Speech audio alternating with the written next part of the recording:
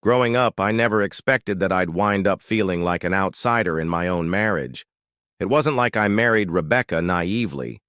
I knew her family was wealthy, and I knew they weren't exactly warm, but I didn't think much of it at the time. I believed love would be enough.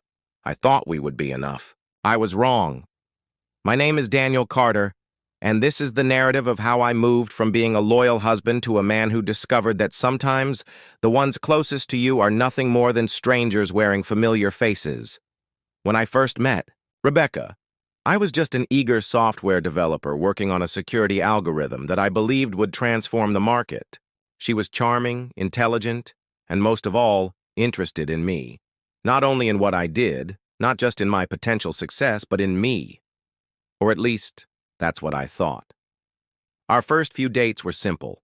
Coffee shops, late-night walks, long chats about life, dreams, and everything in between. Becca wasn't overly affectionate, but I chalked it up to her personality. She had a dry sense of humor, a keen wit that kept me on my toes. She was nothing like the women I had dated before. She was brazen, confident, and seemed to know exactly what she wanted. But there were small things I ignored. Like the way she never actually asked about my family but expected me to know everything about hers. Or how, when we talked about the future, she always imagined we'd be spending holidays with her parents as if mine didn't exist. I ignored it. Love makes you overlook things. Love convinces you that little cracks in the foundation won't lead to collapse. But they always do. Meeting the in-laws. The first red flag. The first time I met William and Margaret, Rebecca's parents, I should have known. We were invited to a family lunch at their country club. I showed up in a nice button-down and slacks, but the moment I stepped into the room, I realized I didn't belong. The men wore fitted designer suits. The women were in elegant gowns. The air smelled like old money and expensive wine. William, Rebecca's father, barely acknowledged me. When we were introduced, he gave me a short nod before returning to his conversation about financial portfolios. Margaret, her mother, forced a smile so thin it was practically transparent. And then there was Jason, Rebecca's older brother. Daniel, huh? Jason remarked, swirling his drink. Rebecca says you do computers. I smiled, trying to keep it light. Yeah, I run a tech security startup. We're working on some AI-driven security systems. Jason chuckled. Sounds complicated. And just like that, I realized I wasn't being welcomed. I was being tolerated. I was Rebecca's boyfriend, an outsider stepping into their carefully curated world. They didn't care about my dreams. They didn't care about me. They only cared about whether I fit in.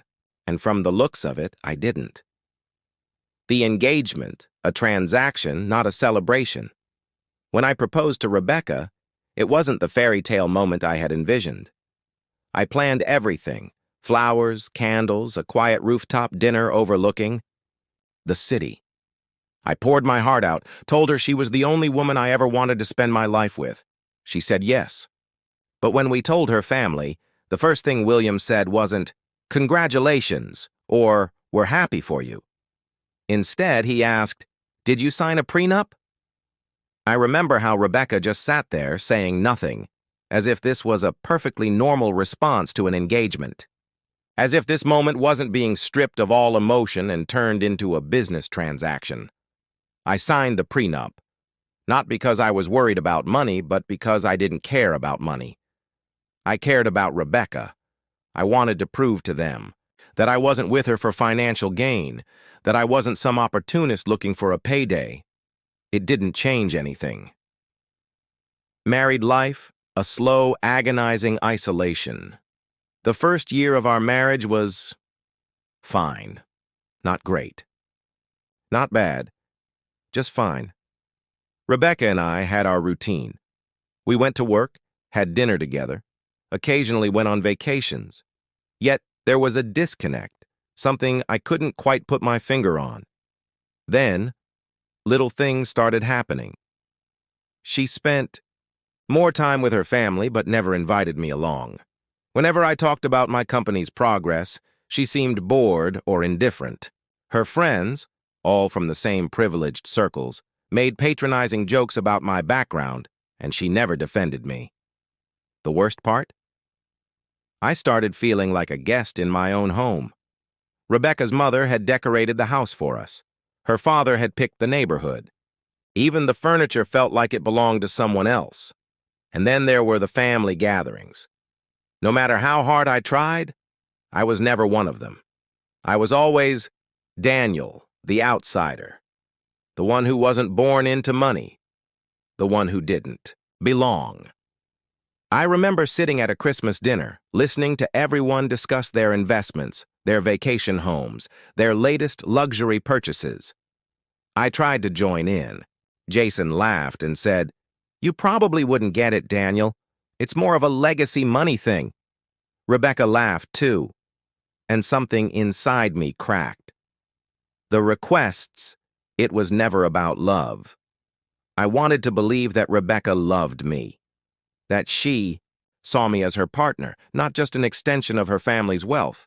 But then the requests started coming in. First, it was Jason asking for a small loan. Then Claire, Rebecca's sister, needing help with a brief financial setback. Then her parents.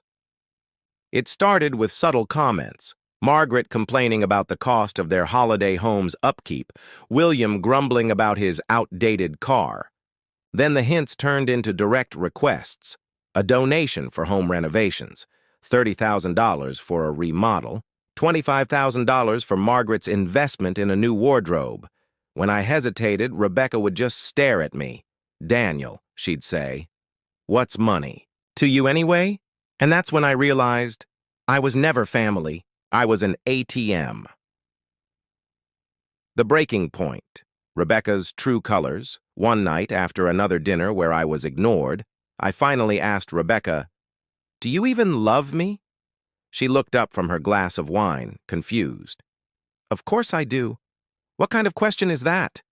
But there was no warmth in her voice, no reassurance, no real feeling. She loved the security I provided. She loved the status that came with being married to a successful businessman. But she didn't love me. I wasn't her husband. I was a wallet with a heartbeat. And that's when I made my decision. I was done being an outsider. I was done trying to prove my worth to people who would never see it. I didn't know it yet, but that decision would lead me to the most satisfying revenge of my life. Nevertheless, here I was, and I was done playing the fool. The final move? Bringing in my lawyer. I got out my phone and dialed the number. "Who are you calling?" Rebecca said abruptly. I lifted the phone to my ear.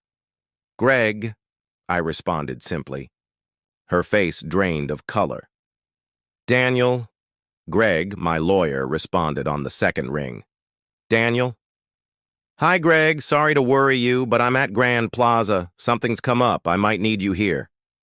Greg knew everything. He knew my situation. "Give me 15 minutes, he said. I hung up and put the phone back in my pocket. Rebecca stood up abruptly, panic in her eyes. "Daniel, let's talk about this." "No," I interjected.